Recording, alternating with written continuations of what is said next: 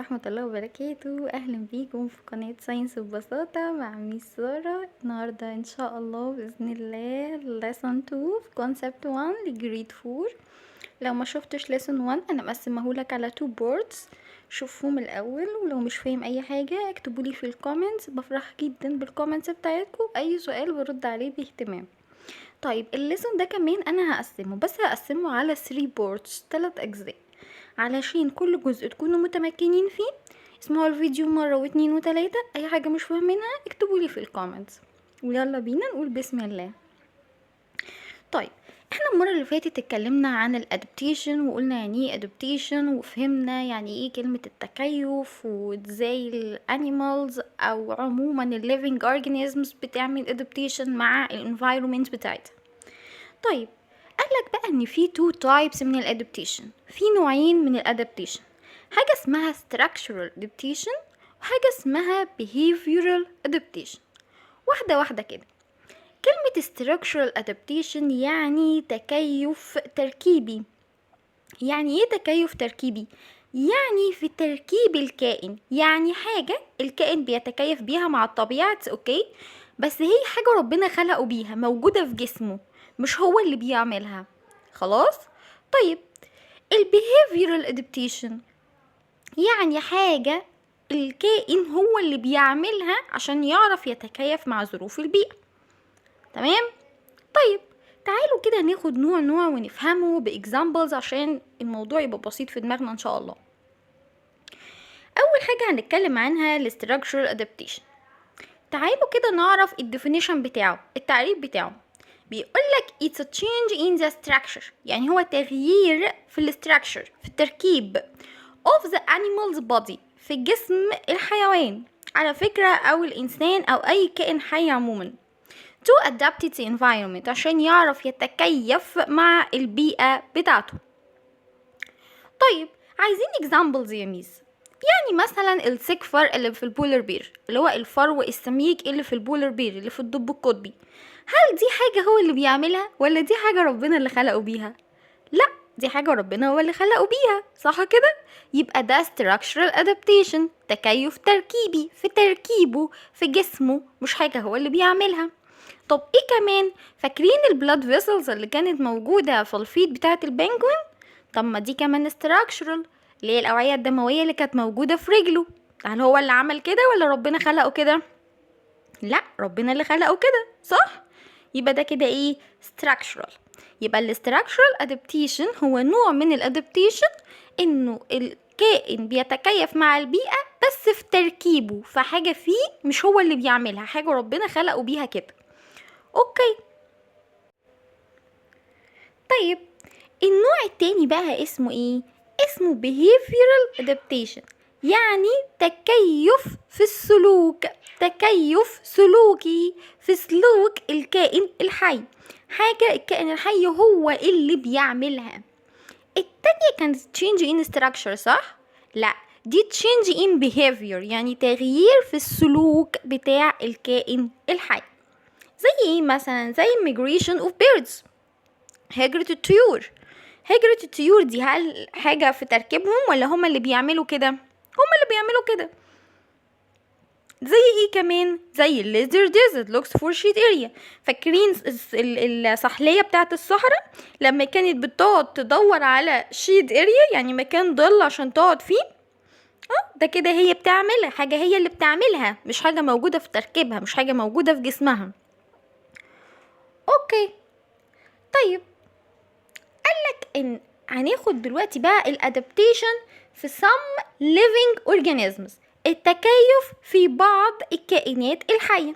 examples يعني هما كذا example، بس انا النهاردة ان شاء الله بإذن الله هتكلم معاكم على two examples، مثالين، وهما الاتنين عن الفوكسز، الذئاب. قالك ان في نوعين من الفوكسز، ايه هما؟ اول نوع الفينيك فوكس. يا ميس ده احنا اخدين الفينيك فوكس، برافو عليك، شطور، فاكر ومذاكر الفيديو اللي فات. الفينيك فوكس ده اللي هو ثعلب الفينك، هو حجمه صغير جدا كده وودانه طويله قوي قوي قوي قوي. اوكي. هو بيعيش فين؟ الهابيتيت بتاعته فين؟ الهابيتيت اللي هي المكان او الموطن اللي هو بيعيش فيه. اتكلمنا عن معنى كلمة هابيتيت في اول فيديو خالص. طيب هو بيعيش فين بقى؟ بيعيش في الديزرت، بيعيش في الصحراء. اوكي، احنا بقى هناخد الكائن ده ونشوف الاستراكشر ادابتيشن بتاعته والبيهيفير ادابتيشن بتاعته. بس قبل ما نعمل كده ما تنساش اللايك، بفرح جدا باللايك بتاعكم وبعرف ان الفيديو عجبكم.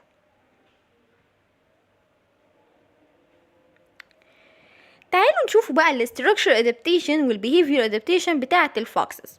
تعالوا نشوفوا الاستراكشر. يعني ايه استراكشر؟ يعني حاجه في جسمه هو مش بيعملها، حاجه ربنا خلقه بيها.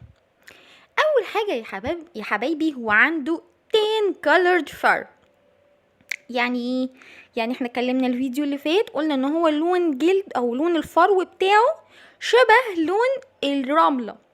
give reason. ليه كلمه give reason؟ يعني ليه؟ قولي ليه. قلت الكلام ده الفيديو اللي فات، اللي ذاكروا الفيديو اللي فات هيجاوبوا. جاوب في الكومنتس وان شاء الله اول واحد هيجاوب صح هقول اسمه الفيديو اللي جاي. طيب ايه كمان؟ عنده very long ears، يعني ودانه طويلة جدا. يا ترى ليه؟ طبعا احنا عارفين ان هو في الصحراء فما فيش صوت، يعني الصوت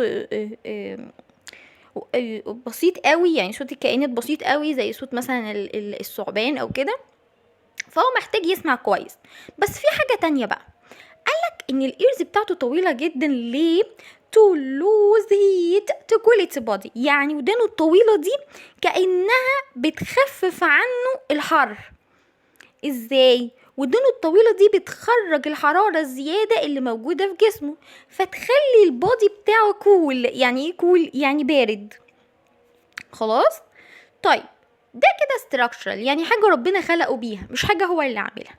طب البيهيفيرال بقى، it pants like dogs. يعني ايه؟ بيلهث. بتشوفوا الدوجز في الحر اللي احنا فيه ده بالذات بيبقوا قاعدين كده يا عيني على الارض وقاعدين عمالين مطلعين لسانهم وبيلهثوا، ده من الحر عشان يخففوا حرارة الجو. الفوكسز كمان بتعمل كده، بتقعد وتلهث زي الدوجز كده بالظبط. يبقى it pants like dogs give reason. ليه بيعملوا pants؟ to keep its body cool، عشان تحافظ على جسمها بارد. طيب it lives in bars، يعني بتعيش في bars اللي هي الجحور، يعني اماكن كده محفوره في الكهوف او كده. هي شبه الصوره اللي انتوا شايفينها دي، هي بتعيش فيها. ليه؟ بصوا حبايبي، طبعا احنا اتفقنا انه الجو حر جدا، هيفضلوا بقى طول النهار في الشمس كده؟ لا، فهم وقت الشمس الجامده دي بيقعدوا في البارز دي، في الجحور دي to stay cool، عشان يبقى جسمهم بارد. كمان هم eat different types of food، يعني بياكلوا انواع مختلفة من الاكل. اي اكل، هم في صحراء فمش هيتأمروا على اكل، يعني بياكلوا اي حاجة بياكلوا. plants roots ماشي، بواقي انسان يعني اي حاجة بيلاقوها بياكلوها. طيب تعالوا بقى ناخد النوع التاني، مختلف خالص. النوع التاني ده اسمه Arctic Fox، اللي هو الدب القطبي. شايفين لونه جميل ازاي؟ ده بيعيش تيميز، ده بيعيش في التلج. اقولك برافو عليك، بيعيش في حته اسمها تندرا ديزرت. ايه ده يا ميس؟ ديزرت ايه دي؟ ده تلج. يا حبايبي، في نوع من الصحاري اسمها تندرا ديزرت. التندرا ديزرت دي بتكون في الوينتر very cold، بتكون ساقعه جدا في الشتاء لدرجه انها بتبقى تلج زي ما انتوا شايفين كده. وبتيجي في السمر، في الصيف بتبقى very hot، حر جدا. ايه ده؟ حاجه غريبه جدا صح؟ فالكائن اللي بيعيش هناك لازم يكون عنده adaptation معين عشان يعرف يتكيف مع ظروف الصيف وظروف الشتاء. هناخد example من الكائنات اللي بتعيش هناك دي، اللي هي الاركتيك فوكس، الدب القطبي. يبقى الدب القطبي الهابيتيت بتاعته فين؟ it lives in tundra desert، بيعيش في صحراء التندرا. اوكي، تعالوا نشوفوا بقى الاستراكشر ادابتيشن بتاعه والبيهيفير ادابتيشن بتاعه. اول حاجه ايه الحاجات اللي موجوده في جسمه اللي ربنا خلقه بيها، اللي هي اسمها structural adaptation. it has thick fur، يعني فرو سميك. عشان يعرف الشتاء بيكون الجو ساقع جدا، فعشان يدفي نفسه فهو عنده thick fur زي البولار بير بالظبط. ليه؟ to keep its body warm، عشان يحافظ على جسمه دافي. طيب الكود بتاعه، يعني ايه الكود؟ يعني الفرو بتاعه ده، البتاع اللي مغطيه ده ليه قصة بقى، سبحان الله يا ربي. بصوا كده، هنط بيكم بس على السلايد اللي ورا عشان اوريكم.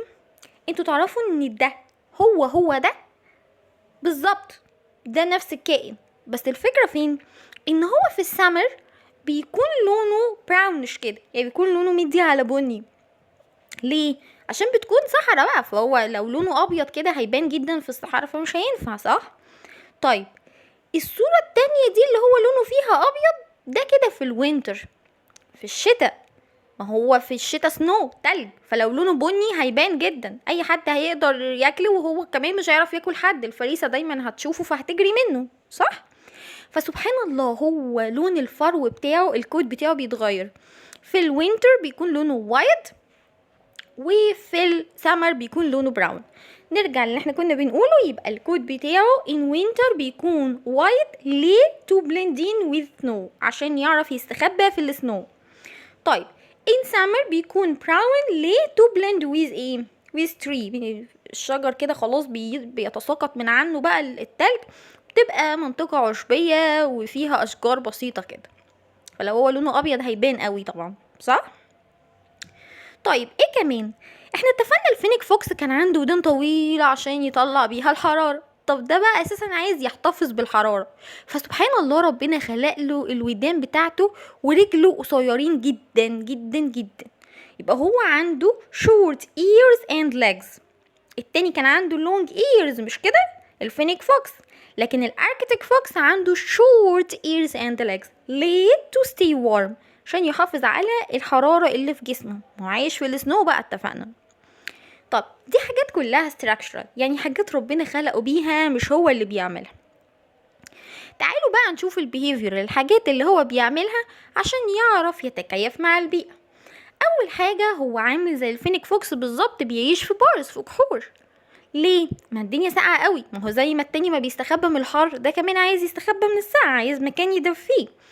طب فبيعيش فين؟ بيعيش في البارز، في الجحور. ليه؟ to stay warm at night، الدنيا بالليل بتبقى ساقعة جدا، فهو عايز مكان يكون دافي شوية، يحافظ على الدفء بتاعه شوية، فبيعيش في البارز دي، في الجحور. طب ايه كمان؟ it eats different types of food، بياكل اكل مختلف، كل انواع الاكل، ما هو برضو اسمها صحراء، فالاكل مش متوفر قوي، فمش هيقعد يتأمر بقى هاكل ده ومش هاكل ده، لا بياكل اكل كتير قوي، اي اكل بيلاقيه بياكله. اوكي،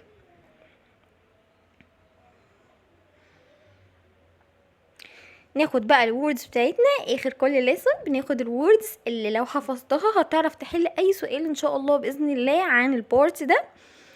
احفظوا الكلمات، ركزوا فيها، هي سهلة جدا وبسيطة وهتساعدكم على فهم الدرس. بعد ما تحفظوا الكلمات ممكن تسمعوا الفيديو مرة كمان، او ممكن تبدأوا حل على طول، ولو وقف معاكم حاجة ارجعوا له الفيديو. لو في اي سؤال واقف معاكم اكتبوا لي في الكومنتس، بفرح جدا بالكومنتس بتاعتكم. طيب تعالوا بقى مع بعض قولوا ورايا كده: structural adaptation، structural adaptation، behavioral adaptation، behavioral adaptation، pants، pants، arctic fox، arctic fox، tundra desert، tundra desert، bars، bars. اوكي، ما تنساش لو عجبك الشرح دوس لايك وشير وسبسكرايب، اكتبلي في الكومنتس، بفرح جدا بالكومنتس بتاعتكم. شير الفيديو كتير علشان غيرك يستفيد، ان شاء الله باذن الله تكون حاجه خالصه لوجه الله. مع السلامه.